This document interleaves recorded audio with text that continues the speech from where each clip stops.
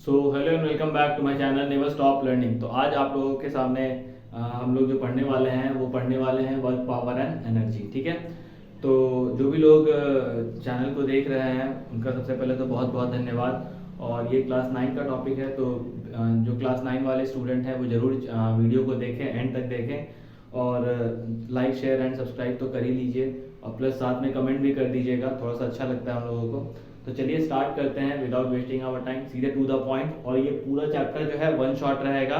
मैं कोशिश करूंगा सारे टॉपिक्स को बारी बारी से एक्सप्लेन करने का।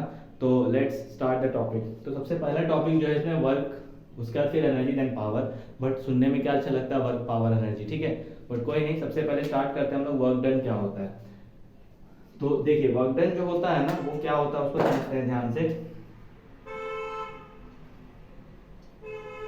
वर्क डन का मतलब क्या होता है, जब आप कोई भी ऑब्जेक्ट पे फोर्स अप्लाई कर रहे हो और उस ऑब्जेक्ट आपके फोर्स लगाने से अगर वो ऑब्जेक्ट डिस्प्लेस हो रहा है अपने पोजीशन से, तो उसको हम लोग बोलते हैं कि वर्क इज डन। मतलब आप उसको ऐसे डिफाइन कर सकते हैं, work is said to be done if we apply force on an object and the object cause and object displaces its position from initial position to final position. अगर अब जो ऑब्जेक्ट है वो अपने पोजीशन को डिस्प्लेस करता है, मतलब अपने पोजीशन को रीलोकेट कर लेता है, यहाँ से वहाँ, वहाँ से यहाँ चला जाएगा, तो उसको हम लोग क्या बोलेंगे, वर्क इज डन। तो आप ऐसे समझ सकते हैं कि W बराबर क्या हो जाएगा, फोर्स इंटू डिस्प्लेसमेंट। तो वर्क डन बराबर क्या हो जाएगा, फोर्स इंटू डिस्प्लेसमेंट। तो सबसे पहला तो वर्क का आपको डेफिनेशन समझ में आना चाहिए कि जब हम लोग कोई भी ऑब्जेक्ट पे फोर्स लगा रहे होते हैं और फोर्स लगने के वजह से अगर वो ऑब्जेक्ट अपने पोजीशन को चेंज करता है, इसका मतलब डिस्प्लेस करता है, तो उसको हम लोग क्या बोलेंगे कि वर्क इज डन। सपोज आपने वॉल पे फोर्स लगा रहे हैं, ठीक है, जैसे ये दीवार है, इसको अगर मैं फोर्स से कितना भी फोर्स लगाऊं तो क्या ये दीवार अपने पोजीशन से हिलेगा, नहीं हिलेगा। तो आप चाहे कितना भी फोर्स लगा लो, अगर डिस्प्लेसमेंट नहीं है तो आपका वर्क डन क्या हो जाएगा, जीरो हो जाएगा। तो ये तो हो गया वर्क डन का डेफिनेशन एक बार फिर से आप सुन लीजिए। Work is said to be done if we apply force on an object और on a body and the body causes displacement is known as what, work done. ठीक है, तो सबसे पहले तो वर्क डन का डेफिनेशन हो गया। वर्क डन का फॉर्मूला क्या होता है, W is equals to force into displacement, but ये डॉट प्रोडक्ट होता है जो कि आगे जाकर के क्या हो जाता है, W is equals to F S cos theta.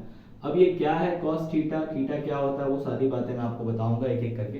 तो सबसे पहले तो फॉर्मूला समझ लीजिए ध्यान से, work done is equals to force into displacement. ठीक है, और ये कॉस थीटा क्या है ये मैं आपको धीरे से आगे बताऊंगा। ठीक है, अब समझते हैं ऐसा यूनिट क्या होता है वर्क का। तो ऐसा यूनिट जो होता है वर्क डन का, ये इंपॉर्टेंट है, इसको ध्यान से समझ लीजिएगा। ऐसा यूनिट जो होता है वो अगर देखा जाए तो होना चाहिए था क्या, फोर्स का हो गया न्यूटन और डिस्प्लेसमेंट का हो गया मीटर, तो न्यूटन मीटर। बट इसका ऐसा यूनिट क्या होता है, जूल। आप समझ लो दो तीन बातें ध्यान से, वर्क हो या एनर्जी हो, दोनों का ऐसा यूनिट क्या होता है, जूल होता है। वर्क डन का भी ऐसा यूनिट क्या होता है, जूल। एनर्जी का भी ऐसा यूनिट क्या होता है, जूल होता है। ठीक है, तो अब हम लोग क्या पढ़ने वाले हैं कि ये कॉस थीटा क्या होता है plus types of work done. तो एक एक करके सारा चीज को हम लोग समझते हैं।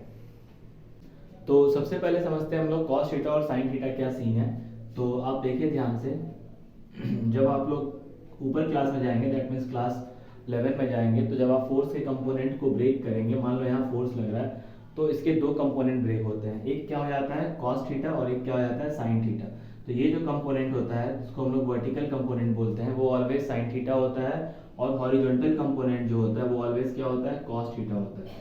तो डिस्प्लेसमेंट बेसिकली ये जो एंगल है, इस एंगल को हम लोग क्या बोलते हैं, थीटा बोलते हैं। तो अगर हम फॉर्मूला जो लिखते हैं, W is equals to F S cos theta, cross नहीं होता यहाँ पे, ठीक है,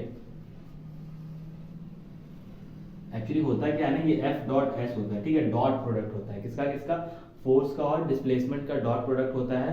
तो जब दोनों का आप डॉट प्रोडक्ट निकालोगे ना तो क्या हो जाएगा, ये एफ एस कॉस थीटा हो जाता है।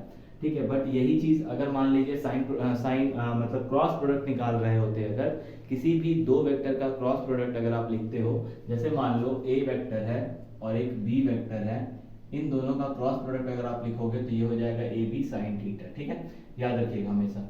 और यही दो वेक्टर है और इसका डॉट प्रोडक्ट लिखते हो तो इसका जो डॉट प्रोडक्ट होगा वो क्या हो जाएगा, मैग्नीट्यूड के फॉर्म में ए बी कॉस थीटा।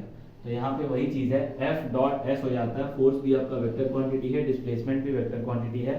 तो जब दोनों को मैग्नीट्यूड के फॉर्म में लिखा जाता है तो क्या लिखाता है, एफ एस कॉस थीटा लिखाता है। ठीक है, और थीटा क्या है आप देख लीजिए, ये वाला वेक्टर और इस वाले वेक्टर के बीच का एंगल है। तो अब इस बेसिस पे हम लोग क्या डिफाइन करते हैं, types of work done define करते हैं। तो सबसे पहले आ जाते हैं, हेडिंग डाल दीजिए टाइप्स ऑफ वर्क डन, ठीक है। तो टाइप्स ऑफ वर्क डन का मतलब क्या होता है वो समझते हैं। तो टाइप्स में सबसे पहले आपके पास 3 तरह के वर्क डन होते हैं, टाइप्स ऑफ वर्क डन। सबको पता है 3 तरह का वर्क डन कौन कौन सा है। सबसे पहला जो होता है, आप जो चाहे लिख सकते हैं, पॉजिटिव वर्क डन लिख सकते हैं। दूसरा जो होता है वो नेगेटिव वर्क डन लिख सकते हैं। और तीसरा जो होता है वो आप क्या लिख सकते हैं, जीरो वर्क डन, ठीक है। एक एक करके सबको समझते हैं धीरे धीरे से। तो चलिए सबसे पहले वाले का स्टार्टिंग करते हैं, देखते हैं। तो पहला वर्क डन मतलब पॉजिटिव वर्क डन। पॉजिटिव कहने का मतलब आप जो काम कर रहे हैं उससे वर्क डन अच्छा खासा हो रहा है, तो इसका मतलब वो पॉजिटिव वर्क डन कहलाएगा। कहने का मतलब अगर आपका एक ब्लॉक है, अगर आप इस पे फोर्स इधर की साइड लगा रहे हो, इधर की साइड, इस साइड, जैसे मान लो एक ब्लॉक यहाँ रखा हुआ है और इस पे फोर्स इस डायरेक्शन से लगा रहे हो और इस ब्लॉक का डिस्प्लेसमेंट भी इसी डायरेक्शन में, मान लो कुछ टाइम बाद ये ब्लॉक कहाँ पे आ गया, इस जगह पे आ गया, ये ए था यहाँ पे आ गया कुछ समय बाद। तो जिस डायरेक्शन में आप फोर्स लगा रहे होते हो उसी डायरेक्शन में अगर क्या हो रहा होता है, डिस्प्लेसमेंट हो रहा होता है, तो इसका मतलब उस समय जो वर्क डन होता है वो क्या होता है, पॉजिटिव वर्क डन होता है। तो पॉजिटिव वर्क डन का मतलब क्या हो गया, मतलब आप फोर्स लगाएं, ठीक है, इधर, और डिस्प्लेसमेंट भी हो गया इधर, तो दोनों कैसा एक लाइन शो कर रहा है, पैरेलल लाइन शो कर रहा है। तो इस केस में थीटा जो होता है ना वो कितना डिग्री का बनता है, 0 डिग्री का बनता है। कितना डिग्री का बनता है, 0 डिग्री का। चलिए थीटा 0 डिग्री के बनने से पहले आपको कुछ चीज जो याद होना चाहिए वो कॉस थीटा के वैल्यूज, ठीक है। तो कॉस थीटा के कुछ वैल्यूज, जहां पे थीटा क्या है, एंगल। बार बार ये जो थीटा शब्द है इसका मतलब आप समझ लीजिए एंगल। जब आप 10 में ट्रिग्नोमेट्री पढ़ोगे तो बहुत ही ज्यादा इसका है यूज, तो इसीलिए कॉस थीटा का वैल्यू याद कर लीजिए। तो कॉस 0 डिग्री का वैल्यू होता है 1, कॉस 30 डिग्री का वैल्यू होता है √3/2, कॉस 60 डिग्री का वैल्यू होता है 1/2, कॉस 45 छूट गया था बीच में, कॉस 45 का वैल्यू होता है 1/√2, और उसके बाद कॉस 90 का वैल्यू होता है 0, और कॉस 180 डिग्री का वैल्यू होता है -1। ये बातें आपको याद रखनी है, ठीक है। आप इस बात को बहुत ही ज्यादा अच्छे से ध्यान रखिए। तो इस केसेस में जब दो लाइन पैरेलल हो गया तो दोनों लाइन के बीच में एंगल क्या बन रहा है, थीटा क्या बन रहा है, 0 बन रहा है। तो आपका पहला केस जो पॉजिटिव वर्क डन का है उसमें थीटा क्या लेते हैं, 0। जब आप थीटा 0 लेंगे तो यहाँ पे क्या हो जाएगा, W = Fs, क्या हो जाएगा, W = Fs cos थीटा। तो थीटा की जगह आप क्या लिखेंगे, 0 डिग्री। तो cos 0 डिग्री का वैल्यू अगर आप यहाँ पे देखें तो मैंने क्या लिखा हुआ है, 1। तो cos 0 का वैल्यू कितना हो जाएगा, 1 हो जाएगा। तो उस केस के लिए आप क्या लिख लेंगे, Fs 1। तो दैट मींस यहाँ पे कौन सा वर्क मिला आपको, पॉजिटिव वर्क डन मिला। क्या मिला आपको, पॉजिटिव वर्क डन। अब आ जाइए सेकंड केस। सेकंड केस क्या है, नेगेटिव वर्क डन का, ठीक है। तो उसको समझ लेते हैं फटाफट ध्यान से, एकदम बेहतरीन टाइप से आप समझ लीजिए। तो पहला तो समझ में आ गया पॉजिटिव वर्क डन क्या होता है। अब नेगेटिव वर्क डन। अच्छा, पॉजिटिव वर्क डन का आप एग्जांपल पहले समझ लो। तो basically tug of war match आप देखे होंगे। टग ऑफ वॉर जिसको हिंदी में रस्सा कस्सी बोलते हैं और आम भाषा में जो ऐसे करके रस्सी से खींचता है, दो टीम इधर से उधर, है ना। तो उस केस में जो टीम जीत रहा होता है, तो जीतने वाला टीम अपनी तरफ टीम को खींच रहा होता है, तो उधर वाला टीम अगर इधर आ गया तो इधर वाला टीम क्या होता है, जीत जाता है। तो जो आप फोर्स भी इधर की तरफ लगा रहे हैं और उस ऑब्जेक्ट का डिस्प्लेसमेंट भी इधर की तरफ हो रहा है, तो फोर्स आपने इधर की तरफ लगाया, डिस्प्लेसमेंट भी इधर की तरफ हुआ, मतलब direction of force and direction of displacement क्या है, सेम है। उस केस में क्या हो जाएगा, आपका वर्क डन पॉजिटिव हो जाएगा।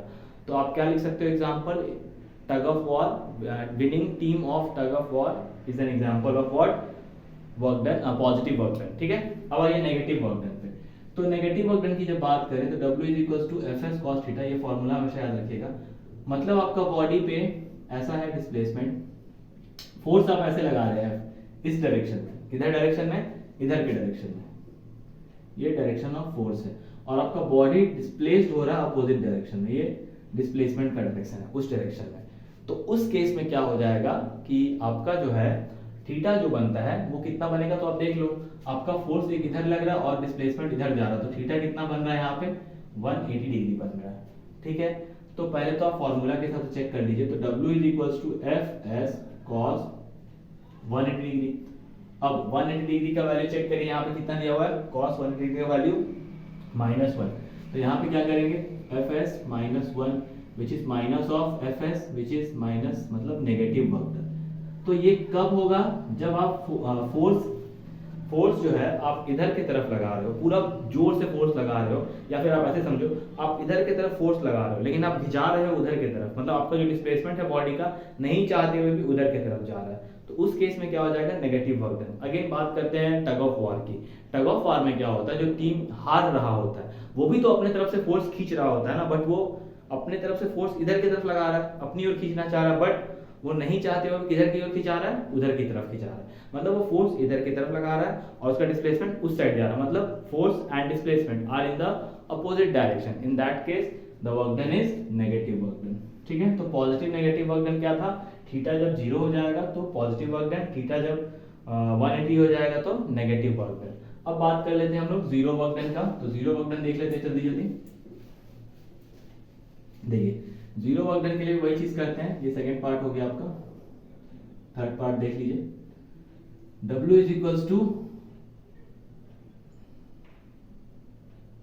एफ एस कॉस थीटा, और अब बात करते हैं जब थीटा यहाँ पे 90 डिग्री होगा तब, मतलब आप क्या कर रहे हो, फोर्स लगा रहे हो और डिस्प्लेसमेंट यहाँ पे है, जिस जगह पे आप फोर्स लगा रहे हो और डिस्प्लेसमेंट जहाँ होना चाहिए वहां हो नहीं रहा, परपेंडिकुलरली जा रहा है, तो इसका मतलब क्या है कि वो 90 डिग्री बना रहा है। ठीक है, कहने का मतलब बहुत सिंपल है, जैसे ये वॉल है वॉल, ठीक है, अब आप इस पर ऐसे फोर्स लगा रहे हो सीधा, आप कितना भी फोर्स लगा दो, एक आदमी दुनिया का कोई भी फोर्स लगा देगा तो भी वॉल को हिला नहीं पाएगा। हनुमान जी हिला देंगे, आप हनुमान जी का एग्जांपल मत लीजिएगा, बट एक आदमी वॉल नहीं हिला सकता है, बट फोर्स तो पूरा लगा सकता है। तो जब आप फोर्स लगाते हो ना वॉल पे, तो आपका जो एंगल है वो 90 डिग्री का बनता है, तो थीटा कितना बन जाएगा, 90 डिग्री। अब यहाँ पे आप करके देखिए एफ एस कॉस 90 डिग्री। ठीक है, तो अब आप वैल्यू चेक करिए कि एफ एस की जगह तो एफ एस ही है, कॉस 90, ध्यान से इस कॉलम में देखिए, cos 90 का वैल्यू कितना है, 0, तो यहाँ पे हम लोग किससे रिप्लेस कर लेंगे, 0 से, विच मीन्स 0 है ना, तो वर्क डन क्या हो जाएगा, 0। अब एग्जांपल बेस्ट क्या है, तो जो कूली होता है ना, जब आपका सामान उठाता है तो सामान और वो ग्राउंड जो होता है उसके रेस्पेक्ट में वो परपेंडिकुलर होता है, तो मतलब जब वो सामान उठा के चल रहा होता है तो उसका वर्क डन क्या होता है, 0 होता है, बट फिर भी हम लोग उसको पैसा देते हैं। फिजिकली अगर देखें फिजिक्स के हिसाब से तो वर्क डन उसका 0 है, बट वो अगर वैसे देखा जाए तो वो काम कर रहा है तो उसका वर्क डन 0 नहीं होता है। तो आप ऐसे लिख सकते हैं, coolie carrying a trolley bag on his head, in that case work done is 0। तो ये हो गया types of work done, positive work done, negative work done and zero work done. तो ये था पूरा कहानी किसका, वर्क डन का। तो आपको समझ में आ गया वर्क डन का क्या सीन है। वर्क डन का formula force into displacement, work done का ऐसा यूनिट जूल। ठीक है, अब वर्क डन को खत्म करके हम लोग किसमें आते हैं, एनर्जी में आते हैं। तो चलिए एनर्जी स्टार्ट करते हैं फटाफट। जहां तक बात है एनर्जी का, तो एनर्जी का सबसे पहले डेफिनेशन समझते हैं। Capacity to do work is known as what, energy, या फिर ability to do work is known as energy, या फिर कार्य करने की क्षमता को ऊर्जा कहते हैं। ऊर्जा मतलब एनर्जी। हिंदी भाषा में अगर आप देखोगे तो अगर आपके पास विज्ञान का किताब होगा तो पुस्तक होगा तो उसमें आप देखिएगा यही डेफिनेशन, यही परिभाषा लिखा हुआ रहता है कि कैपेसिटी, कार्य करने की क्षमता को ऊर्जा कहते हैं। हम लोग जो पढ़ते हैं बुक में उसमें लिखा हुआ रहता है ability to do work is known as what, energy, capacity to do work is known as what, energy. ये सारा डेफिनेशन है, पुराना जमाने से चलते हुए आ रहा है, तो बस सिंपल सा है। बट एनर्जी का डेफिनेशन आपसे कभी नहीं पूछा जाता है। हाँ, एनर्जी का एक और भी होता है जो आप law of and conservation of energy पढ़ते हैं, जहाँ भी कंजर्वेशन शब्द आ जाता है वहाँ पे एक चीज़ हमेशा याद रखिएगा कि ना ही उसको क्रिएट किया जा सकता है ना ही उसको डिस्ट्रॉय किया जा सकता है। तो इसीलिए एक और चीज़ होता है law of conservation of energy, that is energy can neither be created nor be destroyed, it can be transform from one form to another form, एक फॉर्म से दूसरे फॉर्म में कन्वर्ट कर सकते हैं। जैसे इलेक्ट्रिकल एनर्जी को आप मैकेनिकल एनर्जी में कन्वर्ट कर सकते हैं, सोलर एनर्जी को आप इलेक्ट्रिकल एनर्जी में कन्वर्ट कर सकते हैं, तो इस टाइप से आप कन्वर्जन कर सकते हैं। ठीक है, बट क्रिएट और डिस्ट्रॉय नहीं कर सकते हैं। अब बात करते हैं एनर्जी। तो बेसिकली जो चैप्टर में हम लोग को पढ़ना है, दो मेन जो टाइप के एनर्जी पढ़ना है, वो एक पढ़ना है के और आपका दूसरा पढ़ना है पीई। तो आप के पी क्या है वो समझ लेते हैं। के stands for kinetic energy and P stands for potential energy. अब काइनेटिक एनर्जी क्या होता है, तो सबसे पहले काइनेटिक एनर्जी का डेफिनेशन समझते हैं। कोई भी बॉडी में कोई भी बॉडी अगर मोशन में है तो उसमें काइनेटिक एनर्जी लग रहा है, तो आप इसको डिफाइन कैसे करेंगे। तो the energy of a body is said to be kinetic energy, या फिर ऐसे आप समझिए the motion of a body, the energy of a body by virtue of its motion, the energy of a body by virtue of its motion is known as what, kinetic energy. The energy of a body by virtue of its motion is known as what, kinetic energy. मतलब किसी भी body का energy उसके motion की वजह से अगर है तो उसको हम लोग क्या बोलेंगे, काइनेटिक एनर्जी। काइनेटिक का मतलब, शब्द का मतलब ही है कि वो मतलब मूविंग स्टेट में है, वो घूम रहा है, चल रहा है, फिर रहा है, उस टाइप का है उसका मतलब, ठीक है, मोशन में है वो, सिंपली आप समझ लो। तो काइनेटिक एनर्जी किसके वजह से होता है, मोशन के वजह से होता है। इसीलिए हम लोग क्या बोलते हैं, the energy of a body by virtue of its motion is known as what, kinetic energy. इसका फॉर्मूला क्या होता है, तो हाफ एम वी स्क्वायर होता है, ठीक है। ये कहाँ से आया, ये ये हम लोग अभी क्या करेंगे, क्या बोलते हैं उसको, डिराइव करेंगे। बहुत सिंपल है, ज़्यादा घबराने का जरूरत नहीं है। और अगेन एनर्जी है तो उसका भी ऐसा यूनिट क्या होगा, जूल होगा। क्या होगा, जूल। तो आपको याद होना चाहिए कि एनर्जी का काइनेटिक एनर्जी हो या पोटेंशियल एनर्जी हो, ऑलवेज ऐसा यूनिट विल बी जूल, ठीक है। तो काइनेटिक एनर्जी का यूनिट क्या हो गया, हाफ, ऐसा यूनिट जूल। फॉर्मूला क्या हो गया, हाफ एम वी स्क्वायर। अब डेरिवेशन देख लेते हैं कि ये काइनेटिक एनर्जी का half M V square formula आया कहाँ से। तो चलिए लेट्स स्टार्ट डेरिवेशन। मान लेते हैं कोई ऑब्जेक्ट है एक्सक्यूज मी, मान लेते हैं कोई ऑब्जेक्ट है जिस पे हम लोग वर्क डन लगा रहे हैं, और वर्क डन क्या फॉर्मूला क्या होता है, फोर्स इनटू डिस्प्लेसमेंट। क्या होता है, फोर्स इनटू डिस्प्लेसमेंट। तो work done is equals to हो जाता है आपका फोर्स इनटू डिस्प्लेसमेंट। और आपको बहुत अच्छे से पता है कि फोर्स का फॉर्मूला, जब आप सेकंड या थर्ड चैप्टर में Newton second law of motion पढ़े हैं, जिसमें कि दिया हुआ है force is equals to mass into acceleration. तो यहाँ पे क्या लिख देंगे आप, मास इनटू एक्सेलरेशन। ये आप इक्वेशन 1 मान लीजिए, इसको आप इक्वेशन 2 मानेंगे, तो एम ए एस, इसको आप इक्वेशन 2 मान लीजिए, ठीक है। अभी आप इसमें जितना भी चैप्टर्स पढ़े ना पीछे वाले, सब यूज हो जाएगा। देखिए एक एक लाइन में। अब आपको पता है कि अगर कोई ऑब्जेक्ट है तो वर्क डन कब होता है उसमें, जब आप किसी ऑब्जेक्ट पे फोर्स लगाएं और वो ऑब्जेक्ट क्या हो गया, डिस्प्लेस हो गया। तो डिस्प्लेस हो गया मतलब उसका इनिशियल पोजीशन 0 था, इनिशियल वेलोसिटी 0 था, फाइनल वेलोसिटी कुछ होगा, तभी वो डिस्प्लेसमेंट में आया होगा, ठीक है। तो उस केस के लिए हम लोग को याद करना होगा थर्ड इक्वेशन ऑफ मोशन। तो थर्ड इक्वेशन ऑफ मोशन क्या था, v square minus u square is equals to 2as, ठीक है। आपको बहुत अच्छे से याद होगा ये चीज, ठीक है। तो अब हम लोग ध्यान देते हैं, v square minus u square by 2s is equals to a। कहाँ से आ गया, एक्सेलरेशन का वैल्यू हम लोगों ने यहाँ से निकाल लिया। क्या निकाला यहाँ पे, ध्यान से देख लीजिए, v square minus u square by 2s equals to a। अब हम लोग क्या करेंगे, putting the value of a in equation number second number equation पे आप पुट करके देखिए। तो यहाँ m है, यहाँ पे a है, तो a की जगह हम लोग क्या करना है, कौन सा पुट करना है, ये वाला वैल्यू पुट करना है। तो जल्दी से पुट करके देखते हैं, v square minus u square by 2s, और मल्टीप्लाई में ऑलरेडी क्या है, s है, ठीक है। तो ये वाला s और ये वाला s कैंसिल आउट हो गया। अब जैसा कि आपको पता है, यहाँ पे हम लोग बात क्या कर रहे हैं कि बॉडी जो था वो पहले रेस्ट में था, तो उसकी इनिशियल पोजीशन जो थी वो 0 पे, मतलब रेस्ट में था, तो उसका इनिशियल वेलोसिटी जो था वो किस में था, 0 था, इनिशियल वेलोसिटी 0 था। तब आप उस पर फोर्स लगाएं तो वो बॉडी डिस्प्लेस किया, तो उसकी फाइनल वेलोसिटी v हुई। तो इस केस में उसका इनिशियल वेलोसिटी क्या था, 0। तो यहाँ u इज इक्वल्स टू क्या मिल रहा है आपको, 0 मिल रहा है। तो अब आप जब u के वैल्यू को 0 पुट कर देंगे तो w इज इक्वल्स टू क्या मिल गया, M V square by 2, which is generally called as half M V square. आप m यहाँ छोटा भी लिख सकते हो, बड़ा भी लिख सकते हो। m क्या है, मास ऑफ द बॉडी, जिस बॉडी को आप डिस्प्लेस कर रहे हैं। s क्या है, डिस्प्लेसमेंट ऑफ द बॉडी, जो बॉडी कितना डिस्प्लेसमेंट हो रहा है, कितना डिस्प्लेस हो रहा है। a क्या है, एक्सेलरेशन ऑफ द बॉडी, मतलब कितना एक्सेलरेशन के साथ वो डिस्प्लेसमेंट हो रहा है। v क्या है, final velocity of the object या बॉडी, और u क्या था, initial velocity of the object. तो ये हो गया आपका क्या, डेरिवेशन ऑफ काइनेटिक एनर्जी। बस दो फॉर्मूला आपको याद रखना है, that is F is equals to ma, और दूसरा फॉर्मूला क्या याद रखना है, v square minus u square is equals to 2as, जो कि आपका थर्ड इक्वेशन ऑफ मोशन है। ये क्या कहलाता है, थर्ड इक्वेशन ऑफ मोशन। ऐसा आप समझ सकते हैं, जब आप इक्वेशन ऑफ मोशन पढ़े होंगे उसमें 3 इक्वेशन पढ़े होंगे।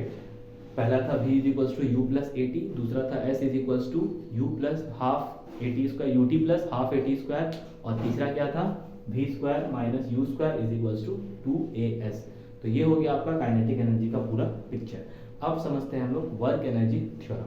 तो चलिए वर्क एनर्जी थ्योरम स्टार्ट करते हैं।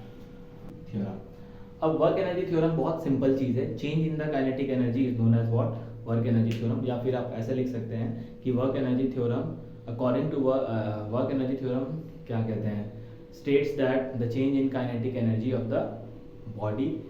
बस इतना ही सिंपल है। इसका आपको क्या याद रखना होगा, एक्सप्रेशन। एक्सप्रेशन बहुत आसान है वर्क एनर्जी थ्योरम के हिसाब से। तो वर्क डन बराबर क्या हो जाता है, half M V square minus u square, यही होता है इसका एक्सप्रेशन वर्क एनर्जी थ्योरम का। Work done is equal to क्या हो जाता है, work done is equal to change in the kinetic energy of the body. Same derivation है, चलिए स्टार्ट करते हैं। जैसा कि हम लोग को पता है कि अच्छा हाँ, उस केस में एक चीज मैंने लास्ट में मतलब बताना भूल गया था, W is equal to half M V square आया था ना, तो वो जो वर्क डन है ना वो इक्वल टू काइनेटिक एनर्जी है। वहां पे ये चीज एक लाइन लास्ट में लिखना हम लोग भूल गए थे कि this work done is equal to kinetic energy of the body. ये बात लिख करके हम लोग को खत्म करना था, जो कि हम लोगों ने मिस कर दिया था, तो उसको आप याद रखिएगा, ठीक है। तो अब हम लोग समझते हैं वर्क एनर्जी थ्योरम। तो work energy theorem same as kinetic energy के डेरिवेशन से ही आ जाएगा। समझते क्या है कि मान लेते हैं एक बॉडी है, अगेन बॉडी है जिस पे हम लोग वर्क डन कर रहे हैं। वर्क डन कर रहे हैं तो आपको पता है कि वर्क डन बराबर क्या होता है, फोर्स इनटू डिस्प्लेसमेंट। ये सबको पता है, पूरा दुनिया को पता है, हमको ही पता है, आपको ही पता है, ठीक है। फोर्स इनटू, अब हम लोग क्या जानते हैं कि according to second law of motion, Newton second law of motion, F is equals to again ma, as we all know that is F equals to ma. So W is equals to what, MAS। अब scene क्या आता है कि अब जो हम लोग बात कर रहे हैं, तो इस केस में हम लोग मान लेते हैं late U be the initial velocity of the body and V be the final velocity of the body। अब हम लोग ऐसा मान के चल रहे हैं कि u जो है वो initial velocity of the body है और v जो है वो final velocity of the body है, m जो है वो मास ऑफ द बॉडी है, ठीक है।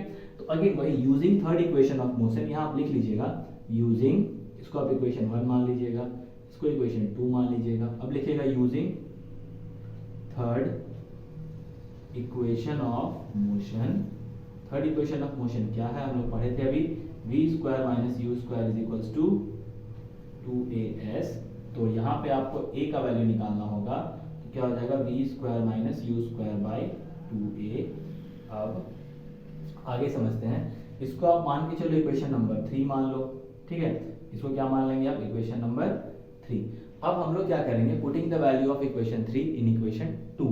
अब हम लोग क्या करेंगे, इस 3 को हम लोग 2 पे पुट कर देंगे, तो आपको क्या मिल जाएगा, देखिए W is equals to m, a के जगह हम लोग क्या डाल देंगे, ये पूरा पिक्चर डाल देंगे, तो क्या हो जाएगा v square minus u square by 2s, है ना। और यहाँ पे क्या हो जाएगा s, तो s से s कैंसिल आउट हो जाएगा, तो यहाँ पे क्या आ गया m v square minus m u square और बाई में 2, यही आ गया। और this work done is equal to ये वाला, कैसे देखो, यहाँ से 2 कॉमन ले लो आप, है ना, 1/2, m कॉमन दिख रहा है, m कॉमन ले लो, तो अंदर क्या बचा, v square minus u square. और इसको थोड़ा सा आप एलाबोरेट कर लोगे, एलाबोरेट करने का मतलब थोड़ा सा आप इसको और बढ़ा लो, ठीक है। तो क्या हो जाएगा, ये अच्छे से देखेंगे तो अगर half m v square minus half m u square, ये हो गया आपका change in kinetic energy. Work done is equal to what, change in kinetic energy of the body. अब मान के चलिए इसको हम लोग क्या बोल सकते हैं, ऐसे समझ लीजिए, F के ही बोल सकते हैं final kinetic energy minus initial kinetic energy, ठीक है। या फिर आप सिंपली समझ लो चेंज इन काइनेटिक एनर्जी है, तो उतना कुछ बोलने का जरूरत नहीं है। आप यहाँ पे भी छोड़ सकते हो, यहाँ पे भी छोड़ सकते हो, आपका मन जहाँ करे वहाँ आप छोड़ सकते हो। यही था आपका work energy theorem. Work energy theorem states that work done is equal to change in kinetic energy of the body, ठीक है। तो ये हो गया आपका वर्क एनर्जी थ्योरम। अब हम लोग स्टार्ट करते हैं पोटेंशियल एनर्जी। तो पोटेंशियल एनर्जी क्या होता है समझ लो, जैसे कि काइनेटिक एनर्जी था वो मोशन ऑफ द ऑब्जेक्ट की वजह से था, मतलब वर्च्यू ऑफ इट्स मोशन था। सिमिलरली क्या होता है काइनेटिक एनर्जी, अच्छा अब मैंने काइनेटिक एनर्जी पूरा पढ़ा दिया बट एग्जांपल नहीं दिया। कोई भी चीज़ जो मूव हो रहा होता है उसको हम लोग काइनेटिक एनर्जी का एग्जांपल ले सकते हैं। जैसे आपके घर में फैन है, चल रहा है, तो समझ लीजिए वो काइनेटिक एनर्जी है, ठीक है। बट वो रुका हुआ है तो पोटेंशियल एनर्जी है। आपके घर में बाइक है, अगर आप उसको स्टैंड करके रखे हुए हैं तो वो पोटेंशियल एनर्जी है, लेकिन आप उसको चला रहे हैं, ड्राइव कर रहे हैं, तो वो काइनेटिक एनर्जी हो गया, ठीक है। अगर कार है, रुका हुआ है, तो व्हाट, पोटेंशियल एनर्जी, अगर आप उसको ड्राइव कर रहे हैं तो क्या हो गया वो काइनेटिक एनर्जी। सब चीज़ों में आप यही चीज़ देख रहे हैं कि जो मोशन में है उसमें काइनेटिक एनर्जी लग रहा है, जो रेस्ट में है वो क्या है, पोटेंशियल एनर्जी है। तो चलिए अब स्टार्ट करते हैं पोटेंशियल एनर्जी, देखते हैं क्या होता है। सो पोटेंशियल एनर्जी स्टार्ट करने से पहले हम लोग एक चीज़ और कर लेते हैं, रिलेशन बिटवीन, ये बहुत इंपॉर्टेंट है, ये आगे भी आपको काम आएगा, relation between kinetic energy and momentum. ठीक है, ये देख लेते हैं थोड़ा सा, ये थोड़ा इंपॉर्टेंट लगता है हमें क्योंकि 11-12 में भी इसका यूज़ है, तो समझ लेते हैं। और जो गवर्नमेंट एग्जाम्स होते हैं ना छोटे छोटे लेवल पे, उसमें जरूर ये क्वेश्चन आता है, मोमेंटम और काइनेटिक एनर्जी के बीच का इक्वेशन। तो समझते हैं हम लोग क्या जानते हैं, kinetic energy is equals to half mv²। क्या होता है, हम लोग हाफ mv² समझते हैं। ठीक है, अब हम लोग को क्या पता है कि मोमेंटम बराबर जो होता है क्या होता है, मास इनटू वेलोसिटी होता है। ये बात हमेशा याद रखिएगा, product of mass into velocity. Again आप ये लॉज ऑफ मोशन वाले चैप्टर में पढ़े होंगे, सेकंड लॉ ऑफ मोशन के समय में, कि the quantity of motion contained in a body is known as what, momentum. ठीक है, और rate of change of momentum is directly proportional to the applied force या in the direction of applied force. ये second law of motion भी पढ़ा होगा आप लोगों ने।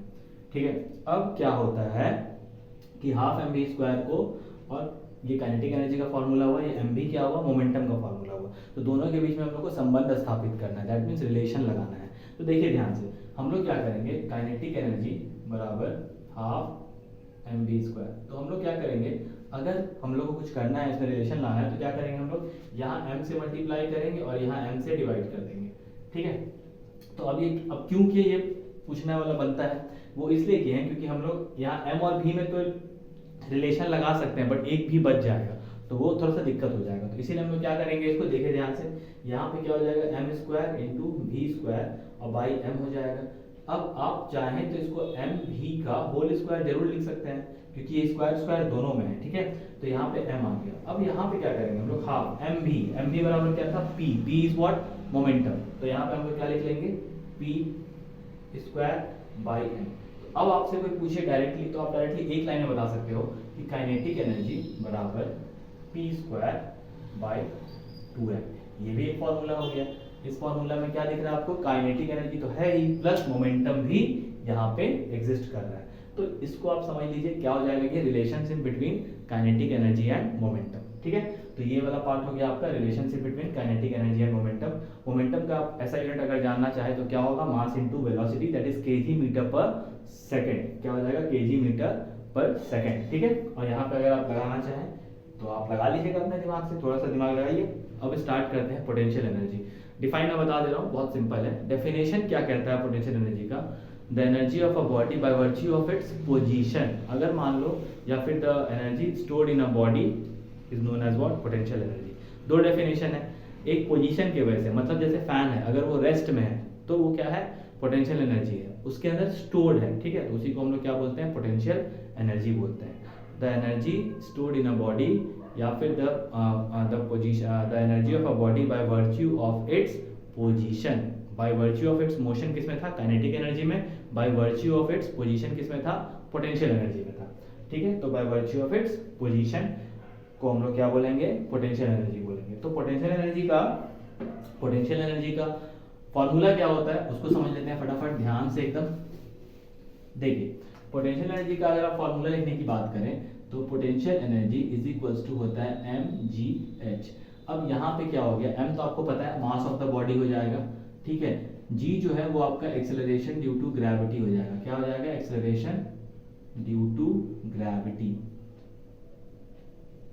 ठीक है, और h जो हो जाएगा हाइट, या फिर आप डिस्प्लेसमेंट समझ सकते हो।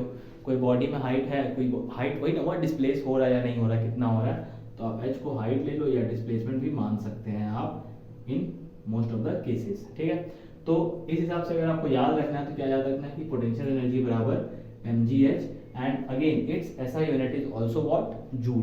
हमेशा याद रखिएगा पोटेंशियल एनर्जी का एसआई यूनिट ऑलवेज क्या होगा, जूल। दुनिया का कोई भी एनर्जी है एसआई यूनिट जूल, JOULE। तो आप समझ लीजिए, वर्क का भी ऐसा यूनिट जूल, एनर्जी का भी ऐसा यूनिट जूल। तो ये हो गया आपका पोटेंशियल एनर्जी, जिसका कि ऐसा यूनिट क्या था, जूल था। फॉर्मूला क्या है, mgh। अब समझते हैं हम लोग हाइट के हिसाब से पोटेंशियल एनर्जी का क्या सीन है, तो उसको थोड़ा ध्यान से समझिएगा। तो अब हम लोग बात करते हैं, इस डायग्राम को ध्यान से देखेंगे और इसमें तीनों पोजीशन पे हम लोग टोटल एनर्जी निकालेंगे, ठीक है। Law of conservation of energy for a free falling body, जो मैंने बताया है आपको कि law of conservation of energy क्या होता है, sum of potential energy and kinetic energy, जो हम लोग जानते हैं, ठीक है।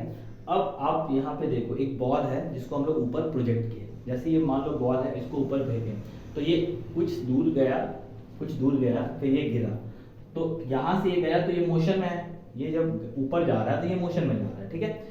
अब समझिए यहाँ से बॉल को प्रोजेक्ट किया गया तो ये पहले यहाँ पहुंचा, ए के पास पहुंचा, फिर ये क्या हुआ, गिरना स्टार्ट किया। तो ए के पास जब ये पहुंचा होगा तो उस वक्त जब ये पहुंच गया तो बॉडी किस में आ गया, रेस्ट में आ गया। तो जब ये ऊपर पहुंच गया ए पे, तो यहाँ पे क्या था, काइनेटिक एनर्जी जीरो हो गया। क्या हो गया, काइनेटिक एनर्जी जीरो। सबसे पहले हम लिखते हैं at position A, at position A kinetic energy of a body, यही जो बॉडी है जिसका मास m है वो जीरो हो गया। क्यों, क्योंकि अगर जीरो नहीं हुआ रहता है तो ये बॉडी और ऊपर जा रहा होता, और ऊपर और ऊपर और ऊपर जा रहा होता, कहीं ना कहीं किसी न किसी पॉइंट पे जा करके इसकी काइनेटिक एनर्जी जीरो हो जाएगी, जहां से ये बॉडी वापस से ड्रॉप डाउन करना स्टार्ट कर देगा, ठीक है। तो यहाँ पे क्या हो जाएगा, जीरो। और पोटेंशियल एनर्जी जो है यहाँ पे इसका क्या हो जाएगा, mgh, जो इसका ओरिजिनल होता है mgh वही हो जाएगा, क्योंकि हाइट दिया हुआ है ए, ग्राउंड लेवल से लेकर के ए लेवल तक का h दिया हुआ है, ठीक है। तो अब समझते हैं हम लोग, यहाँ से लेके यहाँ तक का हाइट क्या है, h है। ए से जब बॉडी गिरा b पे तो उसका हाइट हम लोग क्या मान लिए x, और फिर b से c तक के लिए आने में जितना टाइम लग रहा है या जितना डिस्टेंस कवर कर रहा वो क्या हो गया, h माइनस एक्स। तो अगर आपसे पूछा जाए कि a पे कितना एनर्जी है बॉडी के पास, तो हम लोग क्या जानते हैं कि टोटल एनर्जी बराबर, total energy is equals to K plus P, जो नॉर्मल पढ़ा जाता है मैकेनिकल एनर्जी तो sum of potential energy and kinetic energy, या फिर आप समझ लो तो के प्लस पी। तो यहाँ पे के का वैल्यू क्या था, जीरो, और पी का वैल्यू क्या था, mgh। तो इसका मतलब क्या हो गया, फाइनल आंसर आपका mgh। ये क्वेश्चन आता है, डेरिवेशन में नहीं आता है, आपका ऑब्जेक्टिव में आ सकता है, केस स्टडी में आ सकता है कि किस पोजीशन पे कौन से ऑब्जेक्ट, किस पोजीशन पे किस बॉडी की एनर्जी कितनी थी, ठीक है। तो ये हो गया पोजीशन ए। अब पढ़ते हैं एट पोजीशन बी। तो एट पोजीशन बी पे बहुत इंटरेस्टिंग चीज है और थोड़ा सा टिपिकल कंडीशन है यहाँ पे, ठीक है। तो एट पोजीशन बी, इसको बड़ा ध्यान से देखिएगा, ठीक है। तो ऐसा करता हूँ मैं, इसको ऊपर बता देता हूँ आपको, ठीक है, ताकि आपके दिमाग में ये थोड़ा सा फिट रहे। तो हम लोग यहाँ लिखते हैं एट पोजीशन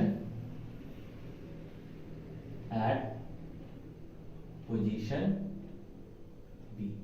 अब देखो पोजीशन बी में जो है ना, बॉडी यहाँ से वापस ड्रॉप हुआ तो बी के पास पहुंचा, किसके पास पहुंचा, बी के पास। तो अब इस केस में काइनेटिक एनर्जी जो है बॉडी का वो हाफ mv² के बराबर है, ये तो श्योर है, हाफ mv², क्योंकि बॉडी मोशन में है ना, तभी तो वो नीचे आ रहा है। मान लो बॉडी ऐसे गिर के नीचे आ रहा है तो बॉडी मोशन में है, और जब भी बॉडी मोशन में होगा तो उसके पास काइनेटिक एनर्जी होगा। अब काइनेटिक एनर्जी तो है भाई बॉडी के पास, अब पोटेंशियल एनर्जी है या नहीं है वो चेक करना होगा हम लोग को। पोटेंशियल एनर्जी भी है, अगर पोटेंशियल एनर्जी नहीं होगा तो बॉडी नीचे ही कैसे क्यों आएगा, नहीं ना आएगा, क्योंकि उसके पास एनर्जी स्टोर्ड है, तभी तो वो उसको यूटिलाइज करके नीचे आ रहा है ना। तो इस केस में क्या हो जाएगा, mg। बट यहाँ पे h नहीं होगा, क्यों नहीं होगा, क्योंकि अब इसका जो हाइट है ग्राउंड से लेके यहाँ तक का हाइट वो कितना है, h माइनस एक्स है। तो यहाँ पे हम लोग क्या लिख लेंगे, h माइनस एक्स, बस इसको ध्यान रखना है। पहले केस में क्या था, ग्राउंड से हाइट देख रहे हैं हम लोग, ठीक है, ऊपर से हाइट नहीं देख रहे हैं, ग्राउंड से देख रहे हैं, ठीक है। ऊपर से डिस्प्लेसमेंट देखेंगे, नीचे से हाइट देखेंगे, ठीक है, इसको ध्यान रखिएगा, इसको कंफ्यूज मत होइएगा। तो नीचे से पहले केस में हाइट क्या था, h, इसीलिए हम लोगों ने यहाँ पे लिया h। नीचे से अब यहाँ तक का हाइट कितना है, h माइनस एक्स, तो इसीलिए हम लोगों ने क्या ले लिया, h माइनस एक्स। बट जब हम लोग ऐड करेंगे तो यहाँ v है, यहाँ फिर h माइनस एक्स है, हम लोग क्या करना पड़ेगा, यहाँ पे वेलोसिटी फाइंड आउट करना पड़ेगा। तो वेलोसिटी फाइंड आउट करने के लिए हम लोग वही वाला फॉर्मूला यूज करेंगे, that means v² minus u² is equals to 2as। यहाँ पे आते हैं तो v² तो v² है, इस केस में अब यहाँ पे इनिशियल वेलोसिटी जो है जीरो हो गया, तभी तो बॉडी ड्रॉप किया। मान लो यहाँ पे वेलोसिटी जीरो नहीं होता तो बॉडी और ऊपर जा रहा होता, और ऊपर जा रहा होता, बट वेलोसिटी जैसे ही जीरो हो गया तो वहां पे वो जाके रेस्ट में आया, फिर थोड़ी देर के लिए वो नीचे गिर गया। तो इस केस में यहाँ पे बॉडी की इनिशियल वेलोसिटी क्या हो जाएगी, रेस्ट जीरो, तो यहाँ पे जीरो हो गया, यहाँ पे 2 है a। अब यहाँ पे एक्सेलरेशन तो लग नहीं रहा क्योंकि लीनियर मोशन तो है नहीं, ये ग्रेविटी की ओर नीचे की तरफ आ रहा, खींचा जा रहा है एक्सेलरेशन इसका, तो यहाँ पे g लगेगा, that is acceleration due to gravity. कभी भी कोई ऑब्जेक्ट नीचे की ओर गिर रहा होता है तो वहां पे ऑलवेज क्या एक्ट होता है, g एक्ट होता है। तो हम लोग यहाँ पे क्या लिखेंगे, g। डिस्प्लेसमेंट, यहाँ ध्यान देने वाली बात है, डिस्प्लेसमेंट पहले ए पे था, बॉडी डिस्प्लेस होकर कहाँ पे आ गया, बी पे। डिस्प्लेसमेंट कितना हुआ, एक्स, इसको याद रखिएगा, एच माइनस एक्स मत लिख दीजिएगा, ऊपर से बॉडी नीचे आ रहा है ना, तो डिस्प्लेसमेंट कितना हो रहा है, एक्स, तो यहाँ पे क्या लिख देंगे हम लोग, एक्स, ठीक है। तो v स्क्वायर का वैल्यू कितना हो गया, 2gx। अब आपको क्या करना है, इसका वैल्यू यहाँ पुट कर देना है। तो हम लोग देखते हैं फटाफट वैल्यू पुट करके क्या आता है फाइनल वैल्यू। तो let us check, kinetic energy बराबर क्या हो जाएगा, हाफ एम, वी स्क्वायर की जगह हम लोग डाल देंगे 2gx, 2 से 2 कैंसिल, तो K E is equals to half तो हट गया, तो क्या हो जाएगा एम जी एक्स। बट अभी आपका आंसर नहीं आया है। अब हम लोग टोटल एनर्जी निकालेंगे, तो total energy is equals to क्या था, एम जी एच एक्स, तो एम जी एच मल्टीप्लाई कर लें, फिर minus M G X multiply कर लें, ठीक है, और प्लस ये वाला जो आया हुआ है एम जी एक्स, क्योंकि हम लोग जानते हैं total energy is equal to what, kinetic energy plus potential energy. So this and this got cancel out, so the final answer is mgh। तो यहाँ पे आपका टोटल एनर्जी क्या हो गया, टोटल एनर्जी क्या हो गया आपका mgh के बराबर हो गया। आया बात समझ में कि नहीं आया, आया होगा। अब हम लोग कहाँ पे पढ़ेंगे, पोजीशन सी पे पढ़ेंगे, जल्दी से इसको देख लीजिए आप। चलिए तो अब हम लोग स्टार्ट करते हैं, पोजीशन सी पे क्या सीन है उसको समझते हैं ध्यान से, ठीक है। तो इसको हटा देता हूँ मैं यहाँ से फटाफट, 2 मिनट का सीन है, बस आप समझ लीजिए ध्यान से, तो कंक्लूजन भी लास्ट में हम लोग को पता चलेगा इसमें, इसीलिए बहुत ही ध्यान से समझिएगा, देखिए ध्यान से। अब हम लोग बात करते हैं सी पे। अब बॉडी क्या है ना, सी पे आ चुका है, सी पे आ गया तो भाई अब इसका क्या है, पोटेंशियल एनर्जी जीरो हो गया। कैसे, अब ये समझते हैं। देखो पोटेंशियल एनर्जी का फॉर्मूला क्या होता है, एम जी एच। अब यहाँ पे जब पहुंच गया बॉडी, तो क्या इस बॉडी में हाइट बचा, नहीं बचा, तो हाइट बचा ही, तो हाइट क्या हो गया, जीरो। तो यहाँ पे सीन में क्या आ गया, जीरो, तो पोटेंशियल एनर्जी की वैल्यू क्या हो गई, जीरो। अब यहाँ पे बॉडी पहुंच गया काइनेटिक एनर्जी, तो काइनेटिक एनर्जी यहाँ रोल प्ले कर रहा है अभी भी, हाफ एम बी स्क्वायर से वो नीचे आया है, बट अब रेस्ट में आ जाएगा, वो आ चुका होगा, बट आया तो ऊपर से ही ना, तो पोटेंशियल एनर्जी, काइनेटिक एनर्जी तो था बॉडी में, तभी तो वो नीचे तो आया। बट यहाँ पे जब लोग ऐड करेंगे तो हाफ एम बी स्क्वायर हो जाएगा, जो कि करेक्ट नहीं होगा। फिर हम लोग क्या करना होगा, वी स्क्वायर की वैल्यू कैलकुलेट करनी होगी। तो V square is equal to हम लोग क्या जानते हैं, यू स्क्वायर प्लस 2as क्यू, थर्ड इक्वेशन ऑफ मोशन। तो अब हम लोग जब बात कर रहे हैं यहाँ पे, तो v स्क्वायर जो है उसमें u तो ऑलरेडी जीरो शुरू से ही मान के चल रहे हैं, जीरो है, तो जीरो प्लस 2a s यहाँ पर डिस्प्लेसमेंट, अब यहाँ से लेके यहाँ तक x था, बट यहाँ से डिस्प्लेस होकर बॉडी यहाँ आ गया, मतलब डिस्प्लेसमेंट क्या ले लेंगे आप, h ले लेंगे। बस इसको ध्यान रखिएगा, आपके जीवन में कभी गलती नहीं आएगा। बस ये खत्म, v square is equal to 2ah। तो आप काइनेटिक एनर्जी का वैल्यू यहाँ पे पुट अप करिए, हाफ m की जगह पे m रहने दीजिए, v स्क्वायर की जगह 2ah। अच्छा, a को डिस्प्लेस नहीं किया हम लोग, तो a को तो आप रिप्लेस कर ही सकते हैं आराम से, क्योंकि फॉलिंग का केस है, फॉलिंग के केस में ऑलवेज ग्रेविटी g के बराबर होता है, तो 2 से 2 कैंसिल, तो फाइनली कितना आ गया, mgh। अब आप गौर से देखोगे तो तीनों केसेस में mgh के बराबर आ गया है वैल्यू। तो यही चीज बताता है कि energy can neither be created nor be destroyed, और पूरे केसेस में एनर्जी जो था, पोटेंशियल एनर्जी, वो मतलब बॉडी का जो एनर्जी था वो ऑलवेज कांस्टेंट रहा, वो कितने के बराबर रहा, mgh के बराबर रहा। तो इसका कंक्लूजन यही था। अब हम लोग स्टार्ट करते हैं पावर। तो पावर क्या होता है, सबसे पहले मैं आपको बता दूं, पावर जो होता है वो होता है रेट ऑफ डूइंग वर्क। किसी भी काम को आप कितनी जल्दी करते हैं with respect to time is known as what, power. तो work done by time taken जो होता है वो पावर का फॉर्मूला होता है। क्या होता है, power is equals to work done by time taken. मैं भी लिख करके आपको बता रहा हूँ। सो पावर की बात कर रहे थे हम लोग, तो power is equals to work done by time taken, जो कि मैंने आपको बताया था, work done by time taken. तो सिंपली इसको अगर डिफाइन करें तो rate of doing work is known as what, power.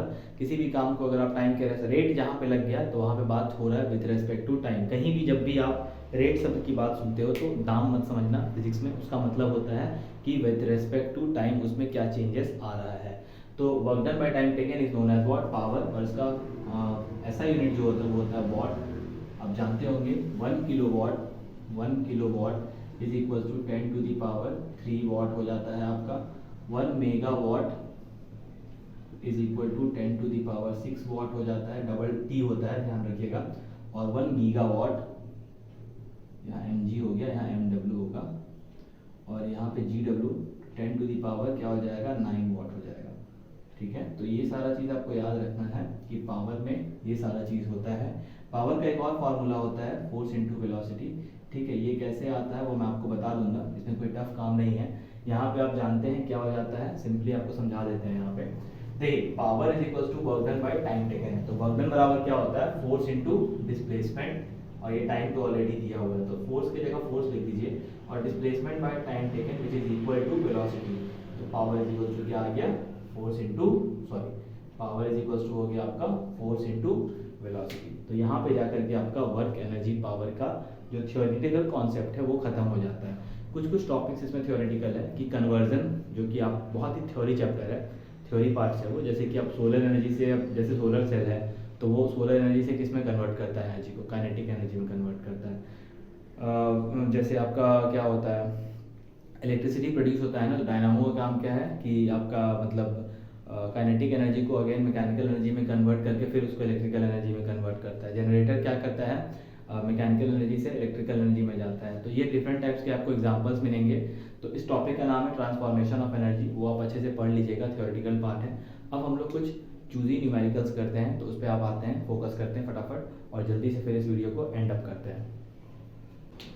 First numerical है, बहुत सिंपल है, वर्क डन के ऊपर है। देखते हैं क्या दिया हुआ है, a coolie lift a box of 15 kg। तो सबसे पहले आप गिवन लिखते चलिए, मास इज इक्वल्स टू कितना दिया हुआ है, 15 kg from the ground to a height of 2.0, मतलब हाइट आपका दिया हुआ है कितना, 2 मीटर है ना, मीटर दिया हुआ है, 2.0 मतलब 2 ही होता है।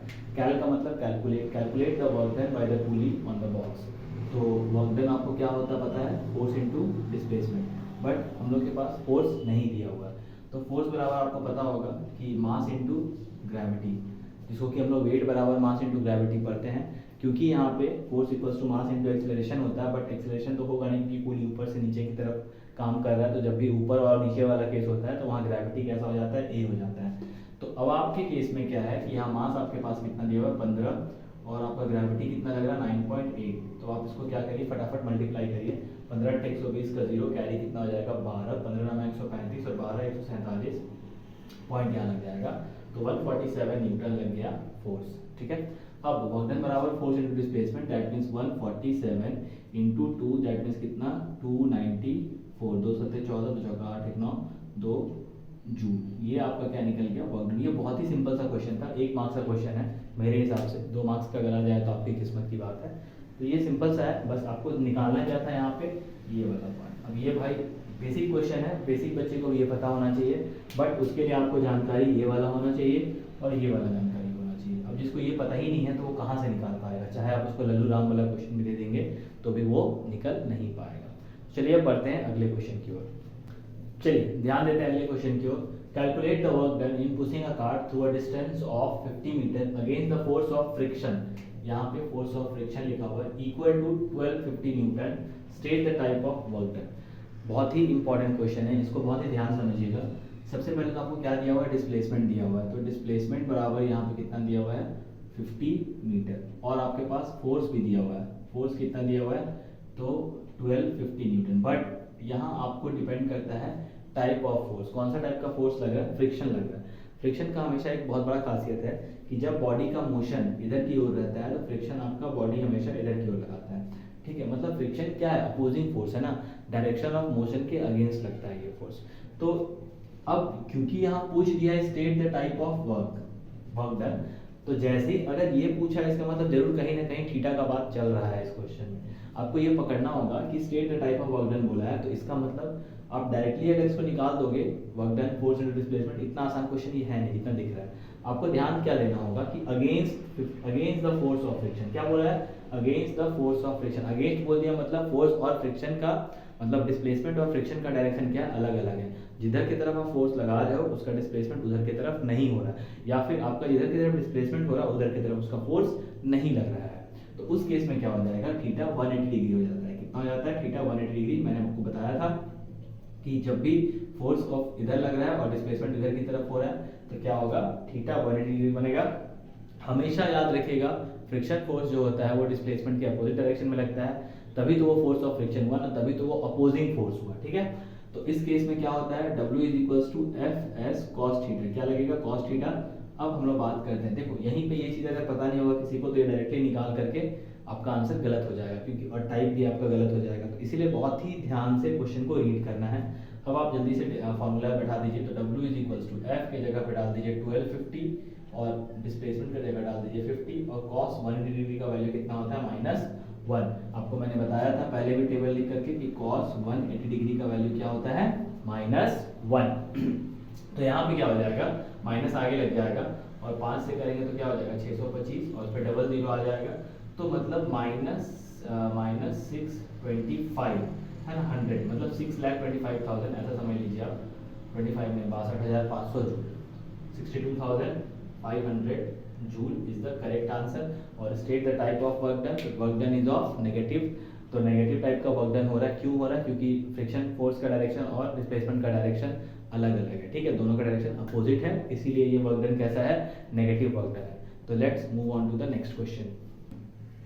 चलिए, बहुत ही ज़्यादा लॉजिकल क्वेश्चन है ये, इसको ध्यान से देखते हैं। लॉजिकल क्वेश्चन मतलब कि आपका ये क्वेश्चन हो सकता है ऑब्जेक्टिव में भी आ सकता है और 3 मार्क्स में भी आ सकता है, बट बहुत ही बेसिक क्वेश्चन है। देखिए ध्यान से, a car and a truck have the same speed of 30 metre per second.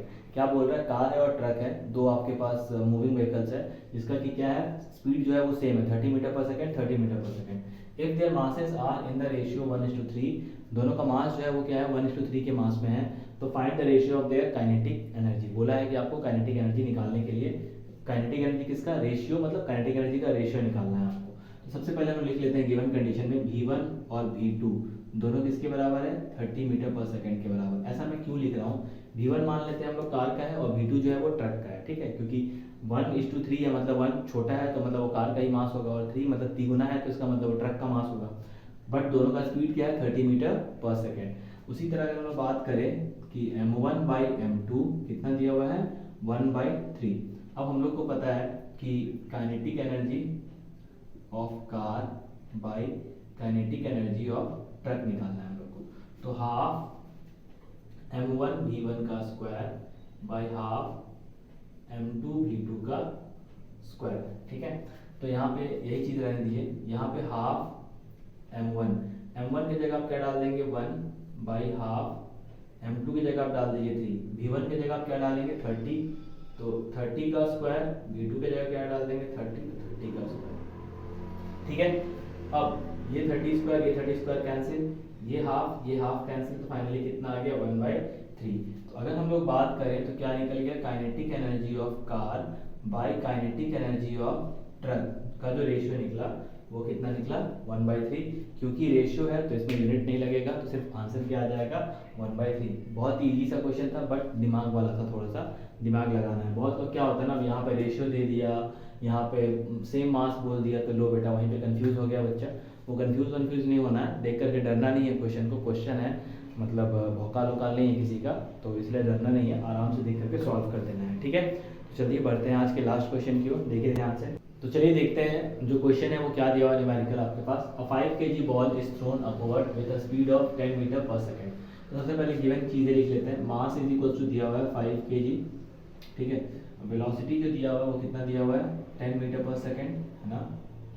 उसके बाद बोला है कि ग्रेविटी जो है उसको लेने के लिए कितना, g इज इक्वल टू बोला है 10 मीटर पर सेकंड स्क्वायर लेने के लिए बोला है आपको, ठीक है। अब क्या बोला है, कैलकुलेट द मैक्सिमम हाइट। अब यहाँ पे ध्यान देने वाली बात क्या है कि मैक्सिमम हाइट आपको निकालना है। तो अब आप कैसे निकालेंगे मैक्सिमम हाइट, ये चीज़ यहाँ पे डिपेंड करता है। 5 kg ball is thrown up, तो हम लोग को ध्यान रखना होगा कि v square minus u square is equal to 2as होता था, ठीक है। उस फॉर्मूले को थोड़ा सा ध्यान करके आपको यूज़ करना होगा यहाँ पे, है ना, क्योंकि हम लोग पता है यही वाला फॉर्मूला यूज़ किए थे। आप अगर देखिए तो आपको जो मैंने law of conservation of energy वाला जो 3 कॉन्सेप्ट बताया था उसी में से ये क्वेश्चन है, तो बहुत ही ध्यान से देखिए इसको। तो v square is equals to क्या है u स्क्वायर, उसके बाद 2as, ठीक है। तो v का वैल्यू ऑलरेडी दिया हुआ है, 10 का स्क्वायर कर लीजिए यहाँ पे हो गया ये 0, तो खत्म ही कर देते हैं इसको।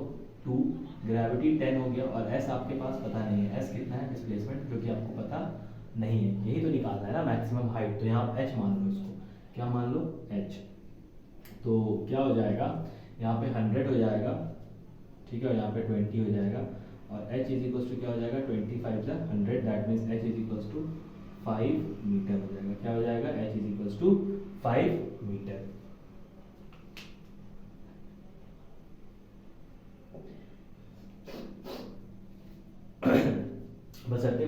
यहाँ पे ध्यान रखना है हम लोग को कि h तो 5 मीटर निकाल दिए, बट जब क्वेश्चन आप पढ़िएगा तो इसमें एक चित्र दिया हुआ है, ध्यान से देखिए। A 5 kg ball is thrown upward with the speed of 10 metre per second. अच्छा, यहाँ पे थोड़ा सा करेक्शन है।